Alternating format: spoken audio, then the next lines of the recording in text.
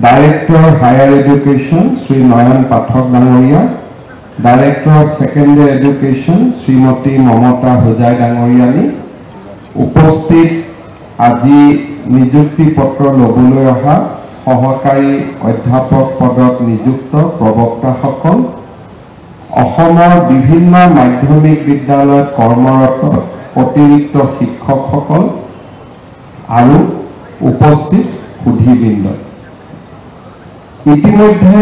শিক্ষামন্ত্ৰী ৰণোজ পেগু ডাঙৰীয়াই উল্লেখ কৰিছে যে আজিৰ দিনটোত আমি দুটা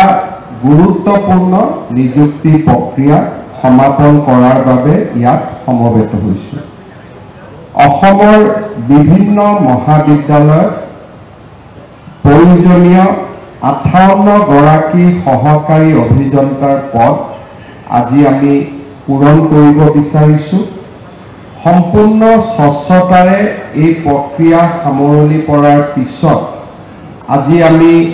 কেইগৰাকীমান অধ্যাপক অধ্যাপিকাক নিযুক্তি পত্ৰ হাতত তুলি দিছোঁ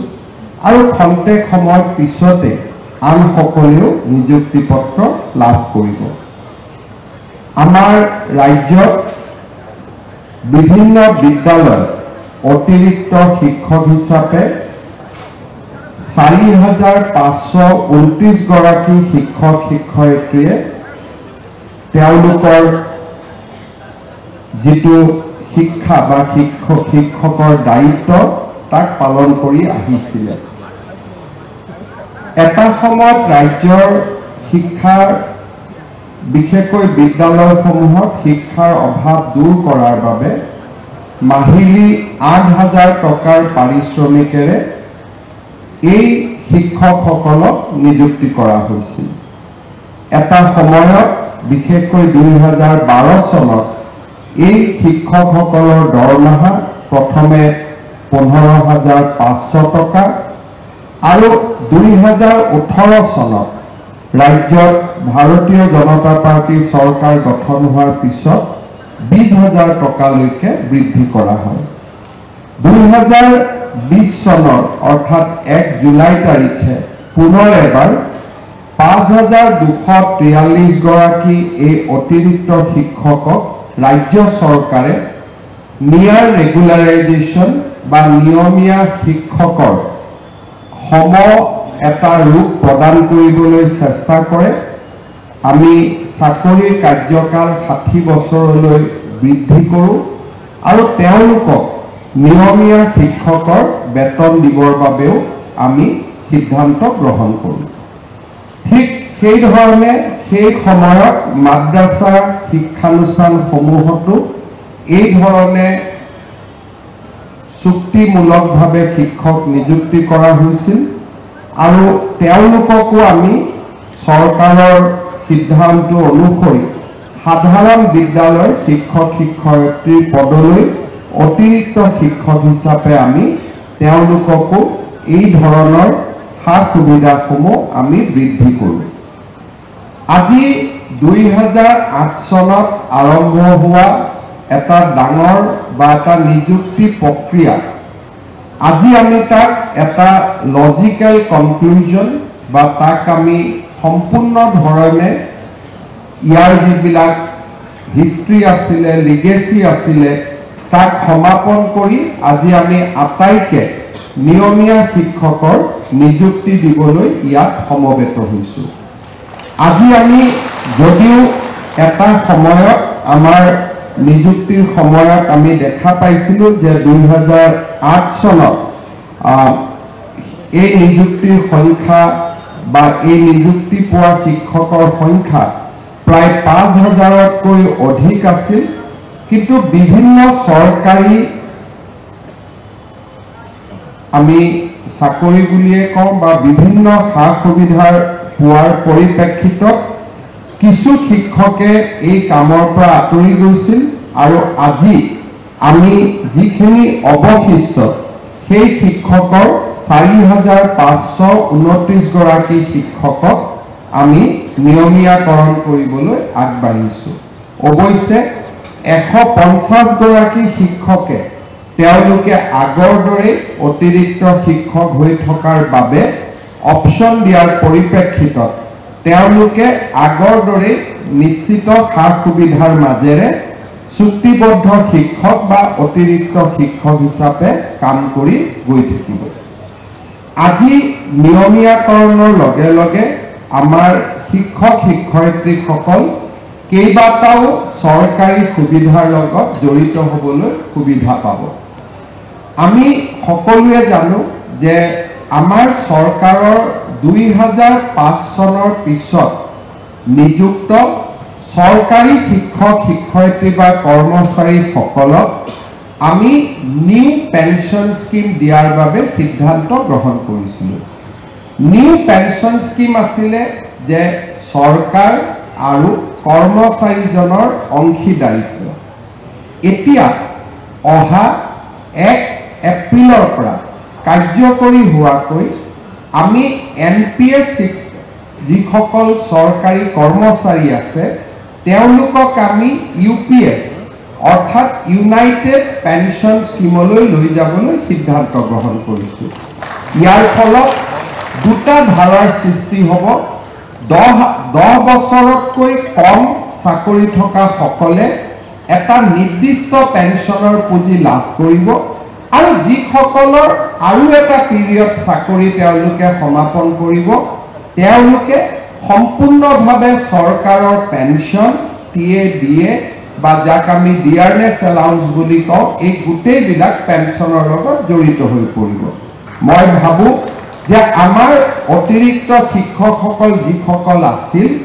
দুটা স্লেপত যাৰ 10 বছৰ চাকৰি আছে তেওঁলোকে এটা নিয়মত আৰু যাৰ 25 বছৰ চাকৰি আছে তেওঁলোকে এটা নিয়মত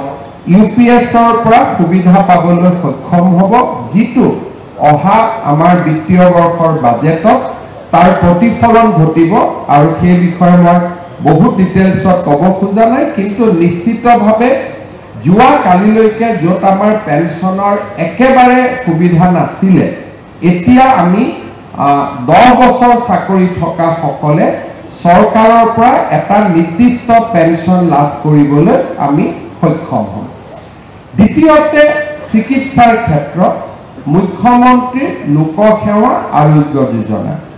এই যোজনাৰ জৰিয়তে আমাৰ বেমাৰ আজাৰ হোৱাৰ লগে লগে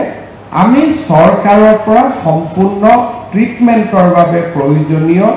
ধন লাভ কৰিব পাৰিম। আৰু আজি নিয়মীয়া হোৱা কৰ্মচাৰীসকলক মই অনুৰোধ কৰিম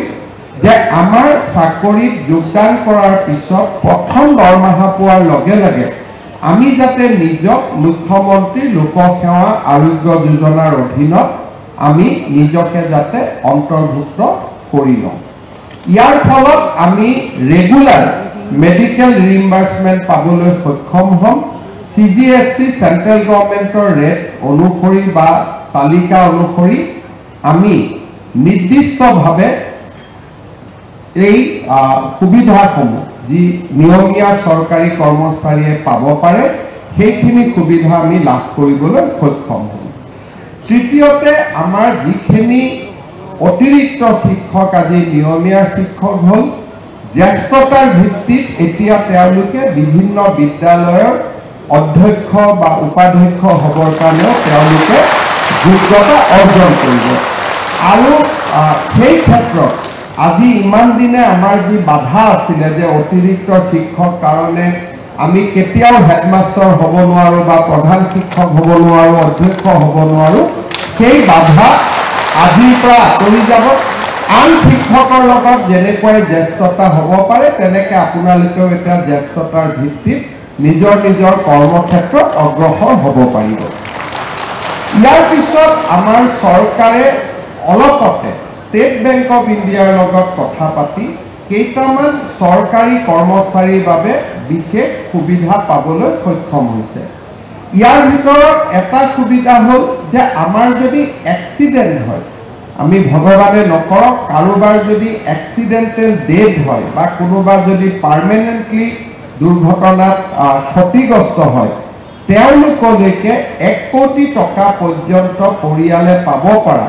এটা বিশেষ ব্যৱস্থাৰ সুবিধাও এতিয়াৰ পৰা আমাৰ কৰ্মচাৰীসকলৰ পৰিয়ালে লাভ কৰিব। ইয়াৰ পিছত আন এটা সুবিধা হ'ল যে ভগৱানে নকৰক কিন্তু আমি সকলোৱে জানো যে মানুহ মৰণশীল মৃত্যুৰ যিটো চিৰন্তন সত্য সেই সত্যৰ পৰা আমি কোনেও আঁতৰি আহিব নোৱাৰোঁ কিন্তু আজিলৈকে অসমত যদি কোনোবা চৰকাৰী কৰ্মচাৰীৰ মৃত্যু হয় তেওঁলোকক 5% কম্পেনচনেট এপইণ্টমেণ্টৰ ব্যৱস্থা কৰা হৈছিল কিন্তু আমাৰ চৰকাৰে এটা বিশেষ নিয়ম কৰিছিলে যে যদি কোনোবা চৰকাৰী কৰ্মচাৰীৰ মৃত্যু হয় তেওঁৰ পৰিবাৰ বা তেওঁৰ পৰিয়াল যাৰ নিকট আত্মীয় বুলি কওঁ এলোকে বুলি কওঁ সেই ব্যক্তিজনে চৰকাৰী কৰ্মচাৰীজনৰ 60 বছৰ নোহোৱা পৰ্যন্ত সেই একেটা দৰমহা নিয়মিতভাৱে বেংক একাউণ্টত লাভ কৰিব আজিৰ পৰা মই নাভাবোঁ যে ভগৱানে কৰক এনেকুৱা সুবিধা আপোনালোকৰ কোনোবাই ল'ব লাগে কিন্তু যদি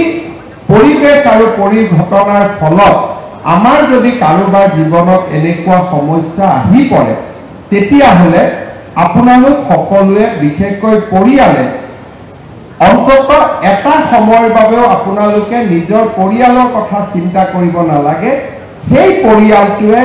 চৰকাৰৰ পৰা দৰমহাও পাব আৰু মৃত্যুৰ পিছতো ইউনিফাইড পেঞ্চন স্কিমৰ সুবিধা তেওঁলোকে নিৰন্তৰ পাই থাকিব আৰু ইয়াৰ লগে লগে এজন চৰকাৰী কৰ্মচাৰীৰ মৃত্যু হ'লে তেওঁ এক্স গ্ৰেচিয়া 10 লাখ টকা ষ্টেট বেংক অফ ইণ্ডিয়া আৰু আমাৰ চুক্তি অনুসৰি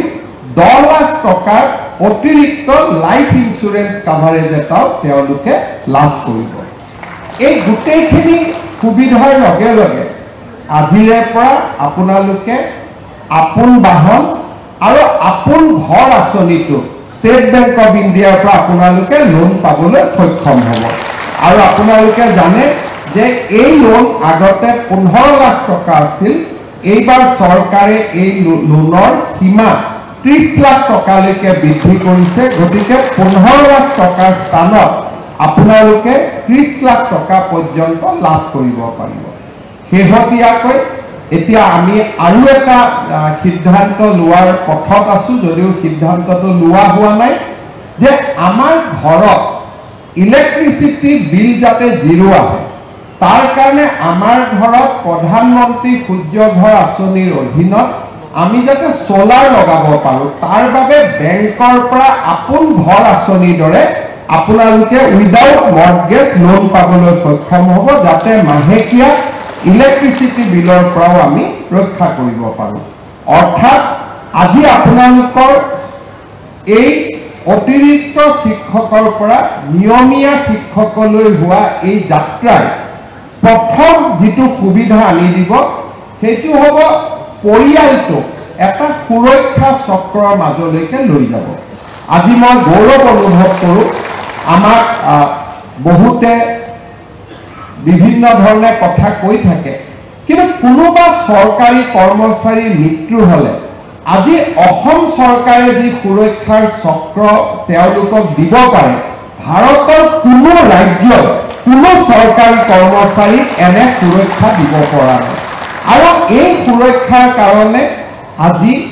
অসমৰ বিভিন্ন চৰকাৰী কৰ্মচাৰী উপকৃত হৈছে আৰু কৃতজ্ঞ পৰিয়ালসমূহক মই যেতিয়া লগ পাওঁ তেওঁলোকে স্পষ্টভাৱে তেওঁলোকে আমাক জনায় যে ছাৰ আপোনালোকে ইয়াৰ লোৱা সিদ্ধান্তৰ কাৰণে প্ৰতি মাহৰ 1 তাৰিখে মোৰ স্বামীৰ মৃত্যুৰ পিছতো মোৰ একাউণ্টত দৰমহা একেই ধৰণে আহি আছে এনেকুৱা ধৰণৰ সুৰক্ষা চক্ৰ কোনো ৰাজ্যতে আজিলৈকে কোনো চৰকাৰে দিব পৰা নাই যোৱাবাৰ একাউণ্টেণ্ট জেনেৰেল অফ আছামে ইয়াৰ ওপৰত এডভাইচ কমেণ্ট দিয়াৰ পিছতো আমি ৰাজ্য চৰকাৰৰ কৰ্মচাৰীসকলৰ বৃহত্তৰ স্বাৰ্থৰ খাতিৰত এনে ধৰণৰ সিদ্ধান্তসমূহৰ লগত আমি খুব দৃঢ়তাৰে সৈতে থিয় দি আছোঁ আৰু তাৰ ফলত আজি ৰাজ্য চৰকাৰৰ কৰ্মচাৰীসকলে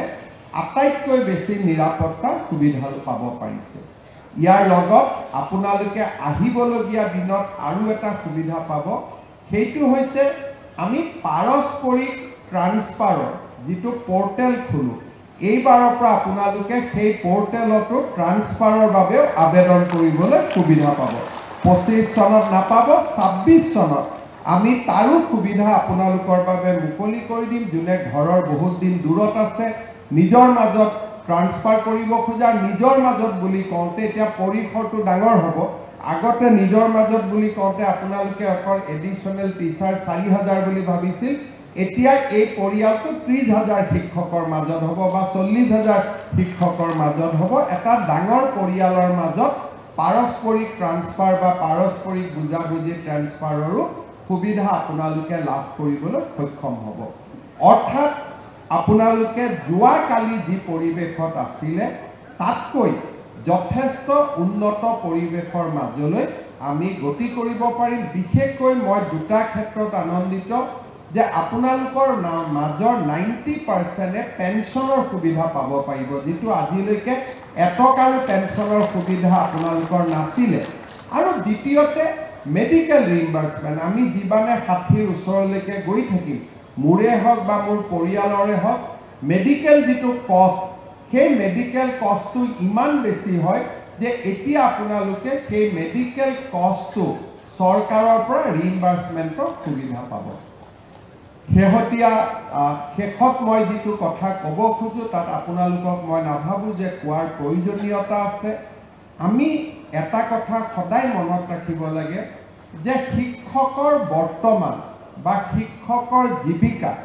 বা শিক্ষক পদৰ যিটো গুৰুত্ব, সেই পদটোৰ গুৰুত্ব শিক্ষক হিচাপে নাহে। ছাত্ৰ ছাত্ৰী যেতিয়া থাকে তেতিয়াহে শিক্ষকৰ মৰ্যাদা আহে। ছাত্ৰ ছাত্ৰী নোহোৱা বিদ্যালয় এখনত শিক্ষকসকলে শিক্ষকৰ মৰ্যাদা নাপায়। সেয়েহে আমাৰ যিটো দায়িত্ব, ছাত্ৰ ছাত্ৰীসকলৰ প্ৰতি যি আমাৰ দায়িত্ব, সেই দায়িত্বক আমি সম্পূৰ্ণভাৱে পালন কৰিবলৈ প্ৰচেষ্টা কৰিব লাগে। আৰু আমাৰ ছাত্ৰ ছাত্ৰীসকলক আমি যাতে এটা সুন্দৰ ভৱিষ্যতৰ গৰাকী হ'বৰ বাবে আমি তেওঁলোকৰ সুপ্ত প্ৰতিভাসমূহক যাতে আমি জাগ্ৰত কৰিব পাৰোঁ, তাৰ বাবে আমি নিজকে সমৰ্পণ কৰিব লাগে। সহকাৰী অধ্যাপক পদত নিযুক্ত সকলেই হওক বা নিয়মীয়া শিক্ষকৰ পদত নিযুক্তি ল'বলৈ অহা সকলেই হওক, আমি সকলোৱে আমাৰ দায়িত্ব পবিত্ৰতাৰে সৈতে যেতিয়া আমি পালন কৰিবলৈ আৰম্ভ কৰিম, তেতিয়াহে আমাৰ ৰাজ্যখনে এখন অগ্ৰগামী ৰাজ্যৰ মৰ্যাদা পাব পাৰিব। যোৱা 5টা বছৰত বিশেষকৈ কোভিডৰ আগত আৰু কোভিডৰ পিছৰে পৰা অসমৰ আমি কৰ্মচাৰী সমাজে হওক, শিক্ষক সমাজে হওক, অজস্ৰ সমস্যা আমি সমাধান কৰিব পাৰিছোঁ। 1.5 লাখ নিযুক্তি অসমত কোনো দিনে কোনেও ভাবিব নোৱাৰা এটা নিযুক্তিৰ প্ৰক্ৰিয়া আমি স্বচ্ছতাৰে পূৰণ কৰিছোঁ। আপোনালোকে কংগ্ৰেছ দলৰ সময়ত নিযুক্তি হৈছিল, বহুজনে এই নিযুক্তিৰ সময়ত বিধায়কৰ ঘৰত যাবলগীয়া হৈছিল। আপোনালোকে 2008 চনলৈকে মনত পেলাওক। বহুজনে বিধায়কৰ লগত সম্পৰ্ক থকাৰ বাবে নিযুক্তি হৈছিল। বহুজনে এই নিযুক্তিৰ প্ৰক্ৰিয়াত বহু ব্যক্তিৰ ওচৰলৈ যাবলগীয়া হৈছিল। কাৰণ এই নিযুক্তি পোৱা শিক্ষকসকলক মই সন্মুখৰ পৰা আজি যোৱা 15টা বছৰ 20টা বছৰ দেখি আহিছোঁ। কিন্তু আজি আমি যাক নিযুক্তি দিওঁ, তেওঁলোকে নিজৰ সমষ্টিৰ MLA জনৰ নামটোও ভালকৈ ক'ব নোৱাৰে। কাৰণ এই নিযুক্তিত MLA নাম জানিব নালাগে, মন্ত্ৰীৰ নাম জানিব নালাগে, মাত্ৰ নিজৰ ছাবজেক্টৰ ওপৰত নলেজ থাকিব লাগে, মেথছৰ ওপৰত নলেজ থাকিব লাগে, সংস্কৃতৰ ওপৰত নলেজ থাকিব লাগে, হিন্দীৰ ওপৰত নলেজ থাকিব লাগে, জ্ঞানৰ ওপৰত, মেৰিটৰ ওপৰত নিযুক্তি। আজি অসমত 1.5 লাখ যুৱক যুৱতী, সংখ্যাটো আমি 1.5 লাখ গৈ পোৱা নাই। মই 1.5 লাখ এইকাৰণে কৈছোঁ যে 2 এদিনতে ADR নতুন নিযুক্তি হ'ব, 2 এদিনতে টেটৰ ৰিজাল্ট দিব, 2 এদিনতে মেডিকেল নিযুক্তি হ'ব। গতিকে অহা 2টা মাহত 1.5 লাখ হ'বলৈ বাকী থকা 20-25 হাজাৰো আমি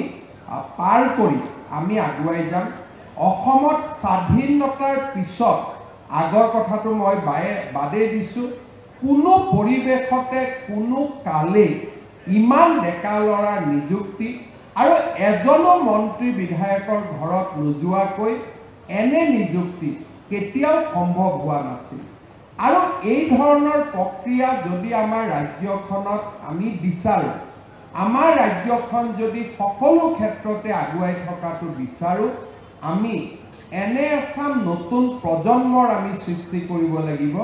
যি নতুন প্ৰজন্মই অসমৰ উন্নয়নৰ বাবে অসমৰ বিকাশৰ বাবে সমৰ্পণ কৰে আৰু এনে ধৰণৰ শিক্ষা আমি স্কুলৰ শ্ৰেণীকোঠাৰ পৰা আৰম্ভ কৰিব লাগিব স্কুলৰ শ্ৰেণীকোঠাত যেতিয়া শিক্ষাই মানুহক নৈতিকতা শিকায় শিক্ষাই যেতিয়া মানুহক জ্ঞান আৰু প্ৰজ্ঞাৰ পথলৈ আগুৱাই যাবলৈ প্ৰেৰণা দিয়ে শিক্ষাই যেতিয়া মানুহক সংস্কৃতিৰ লগত পৰিচয় কৰাই দিয়ে আৰু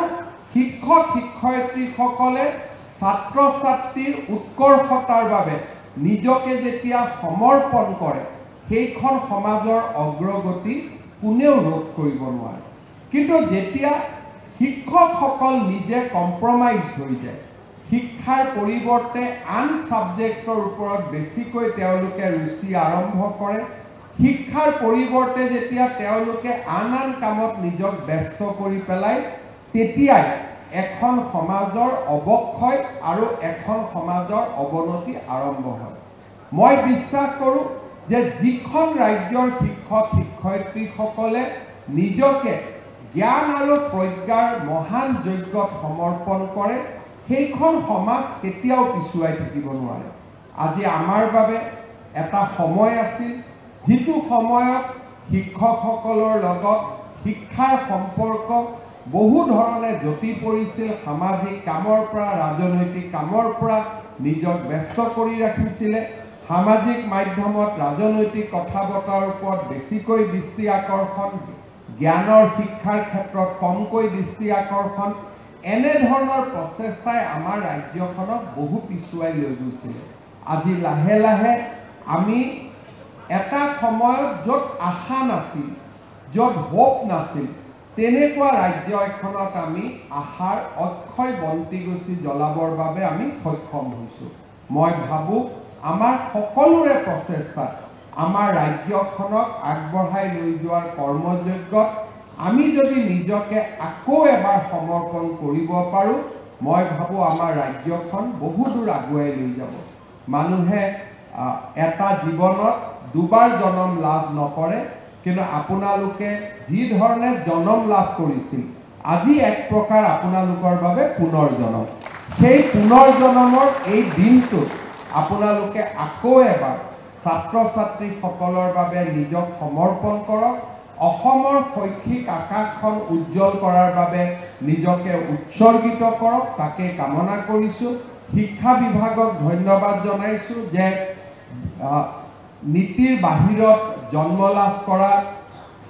আমাক সকলোকে নীতিৰ আওতালৈ লৈ আহি নিয়মীয়াকৰণৰ যিটো প্ৰক্ৰিয়া এই বিশাল প্ৰক্ৰিয়াটো সুন্দৰভাৱে পৰিচালনা কৰাৰ বাবে শিক্ষামন্ত্ৰী ৰণোজ পেগু ডাঙৰীয়াক মই ধন্যবাদ জনাইছোঁ আৰু তাৰ লগে লগে সমস্ত আমাৰ বিষয়াসকল যিসকলে এই কামৰ লগত জড়িত আছিল সকলোকে মই পুনৰবাৰ ধন্যবাদ জনাইছোঁ আৰু এখন